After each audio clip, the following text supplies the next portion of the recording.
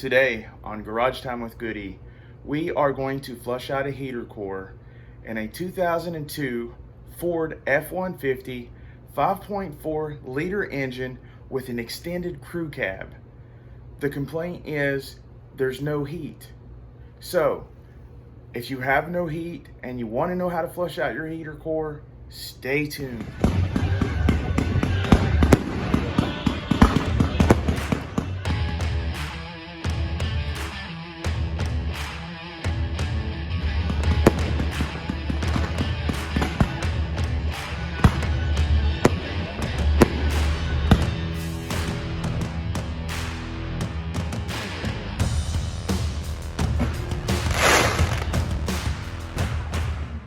Okay guys, you will need some tools to flush this thing out.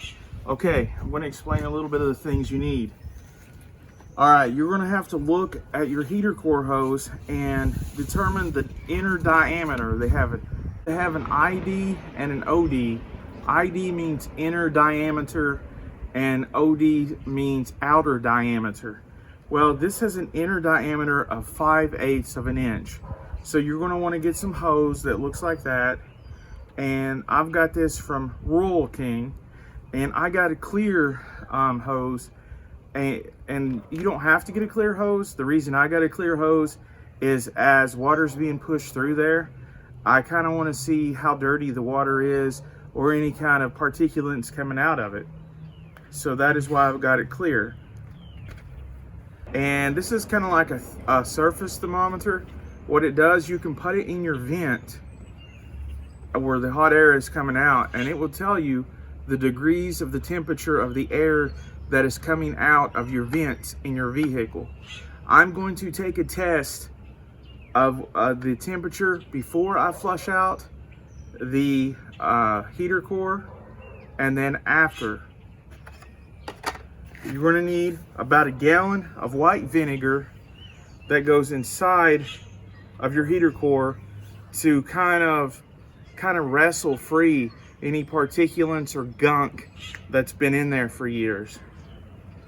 Then you're going to need to put in new antifreeze into your vehicle, because one of the causes of this happening is dirty antifreeze in your car. If you haven't replaced your antifreeze in about 2 to 3 years, then it's breaking down and it's causing a lot of gunk and buildup inside your car and in the heater core. Now, the last thing that you want is a flush kit. These are lots of plastic adapters that you can hook to your water hose, because later you're going to see that we're going to hook a water hose up to these adapters, and these adapters will hook the water hose up to the hoses so that your heater core can be flushed out. Okay, those are the tools you need. Okay, what you need to do next is you need to start your vehicle and let it warm up to where the temperature gauge is at least in the middle, and then you turn on the heat.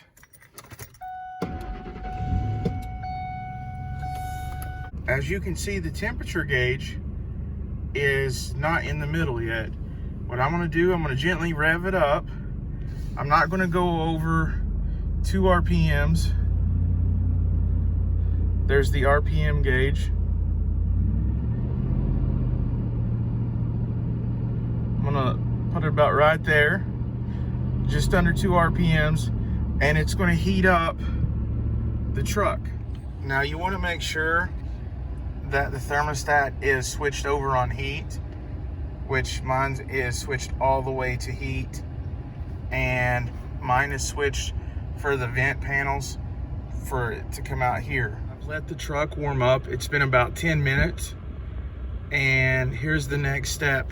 What I'm going to do is I'm going to put this thermometer into the vent all the way, and I'm going to let it sit there for about 5 minutes, and I'm going to get a baseline temperature of what the temperature is before I flush out the heater core.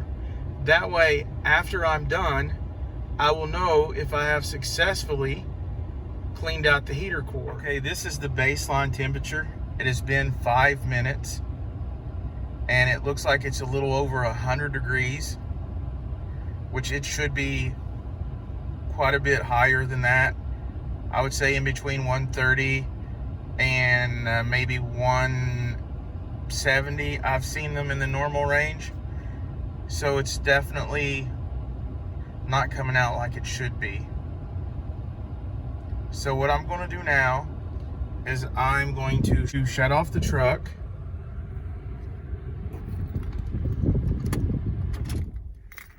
And then I'm going to give it a half an hour to cool down before I work on the hoses, because you do not want to get burnt while you're under there. Let the coolant in the truck cool down. Okay, the next thing you want to do is lift the hood up on your truck, and then you're going to want to locate the two hoses that go into the heater core.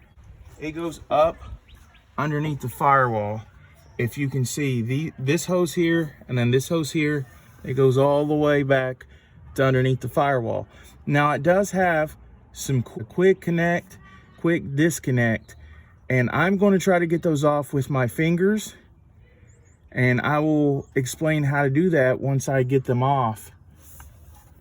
Now on some vehicles, but not this one, you could just take these hoses off right here and use the hoses that are actually on the truck. But this hose here actually goes down behind the motor, and it's going to make that not possible. So no easy way on this truck. Okay, the next step is to drain the fluid from the radiator. Okay, it's on the opposite side of the driver's side usually. So that would mean here on the passenger side, on this truck, down in there. See right there where I'm pointing? That's what you'll need to turn to release the fluid. And don't forget to put a pan underneath to catch the antifreeze, because it is dangerous to animals and you have to dispose of it properly. As you can see, guys, it is flowing down from the hose into the bucket, and you're just going to have to let it all drain out of there. So yes, it's going to take about 10 to 15 minutes to let the coolant drain. It is now drained. So let's see in the bucket what it looks like. It looks really bad, kind of broken down. It is definitely ready for some new coolant. And I'm gonna put this in some disposable bottles and get rid of this safely, because if animals drink that or eat it, it will kill them. Okay, do you remember that hose I was telling you about that has that special quick disconnect? Well, you can choose to buy the special tool, which costs around $25, or you can try your luck just by using your hands. If you want to try just using your hands, you have to do it blindly. You're going to stick your hand up underneath to where it's 10 inches underneath the hood and back, out of sight. You're going to do this blindly. And what you do is you feel for those two tabs right there near the top, then you push the hose forward, and while still holding the tabs down, you pull backwards, and then it should just pull right off if you've done it correctly. Remember, this is a delicate procedure, and you should only put no more than 5 pounds of pressure, because you do not want to break the hose that goes into the firewall. In this video, I opt not to use the special tool and to just use my hands to disconnect the quick connect hose and to save a little bit of money. Once you disconnect the hose, this is what it looks like. Those two rubber pieces and the plastic piece in the middle will come off. You pull those off. Those are called the O-rings. There are 3, 2 rubber ones and 1 plastic ones. Do not lose these, whatever you do, because it completes a secure connection between the quick connect and the metal rod that connects to the heater core that leads inside the truck. Okay guys, the next step is this. I have a clamp that I'm going to put over my 5/8 hose. This isn't as tight as I would like for it to be. So what I'm going to do is use a clamp, a ratchet with an 8mm socket. And I'm going to tighten this down onto the hose that goes in to the heater core underneath here. Okay guys, now the next one, this is the one that I'm able to get to without taking it off the firewall. I'm going to get this one and I'm going to disconnect it right here. Just take that clip and you can take pliers or a channel lock and take that off of there.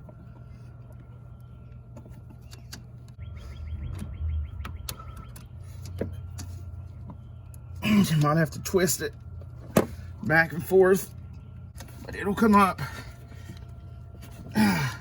just like that, guys. See, that's off there. Now the next step is this flush kit. I'm going to open this up, and as you can see, it has some connectors. It has some T's and different things. What am I trying to think of here? Okay, that's too small. Okay, this is the right size. So we're going to put that over that. We're going to hook this T up to here. And then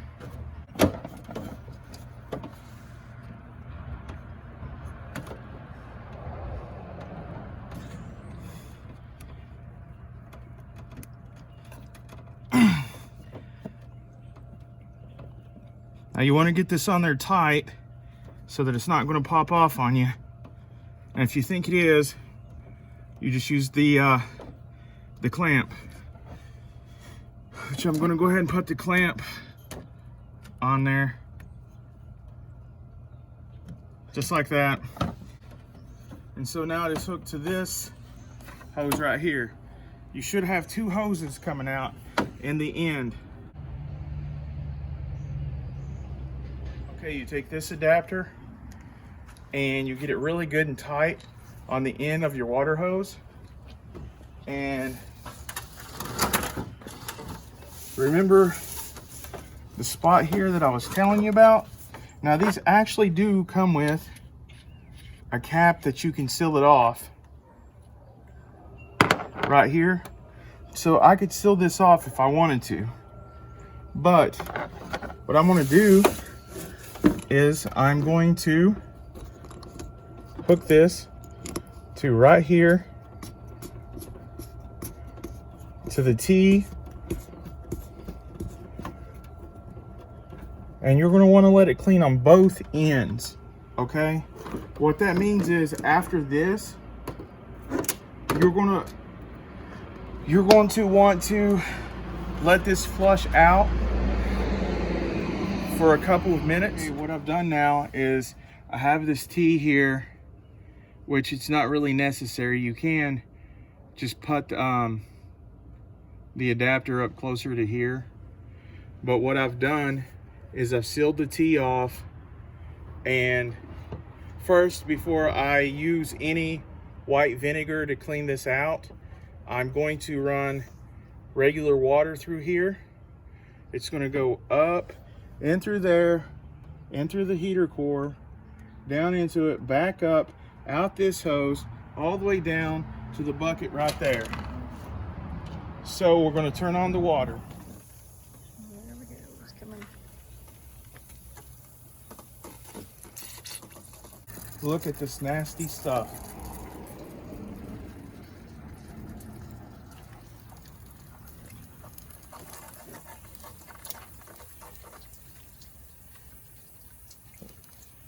Looks like rust and everything coming out of there.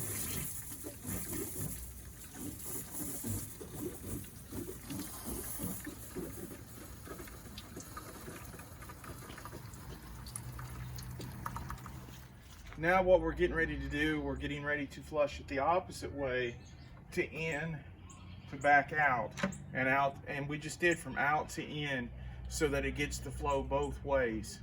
Look at that junk coming out. Look, you see all that? All that rust and everything. Yeah, some big chunks. Okay guys, this is the second round through. If you can see, look at all those rust particles and who knows what those particulates are right there. It's really clogged. Next, you pour in white vinegar until it starts coming out of the other hose, and then you wait an hour before you flush it out. Guys, when you are done, you just go opposite. I've already got this hose and I'm connecting it back. Make sure it goes all the way down. You take the clamp, make sure it's clamped down pretty good.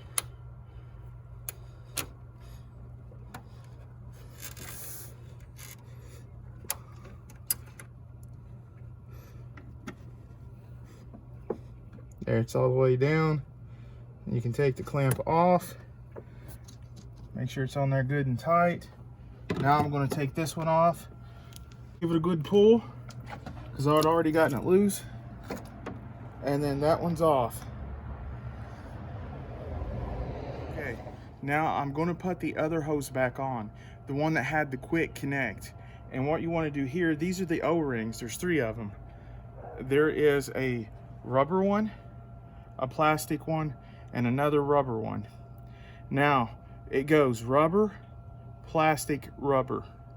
So I'm going to go ahead and put this on to the connector underneath where it plugs in at, and then I'm going to take the quick connect, the hose, and plug it in. Okay, first, see, here's the hose, but underneath here where it connects is where this is going to go. I'm going to take the rubber ring, I'm going to put it on first. Make sure you be careful, do not lose these. And you push it all the way back to where the quick connect is. That little piece of plastic back there. Then you take the plastic O-ring,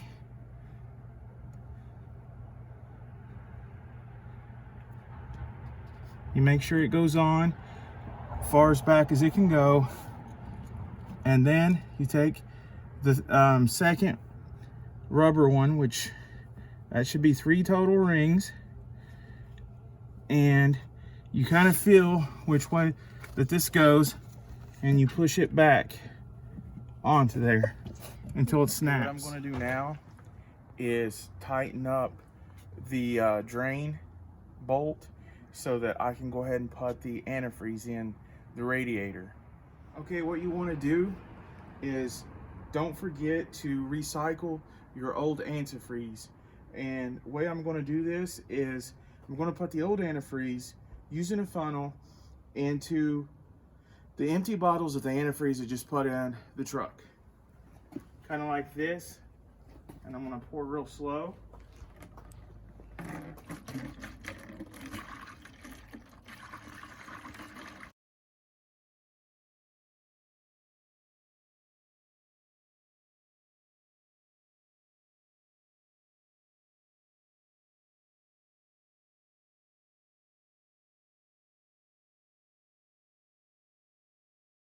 And there you go. We just finished flushing everything out, so this is the moment of truth. I've turned on the truck. It is heated up, and I'm going to turn the heat on. Okay, heat, switch the panel. I'm going to turn it on, kind of a high a little bit, and then we're going to watch at about 130 degrees on average now. And it was down to like 103. I definitely have heat in here now. Anyways, if you guys like this video, please subscribe to my channel, smash that like button, and until next time, Have a good day.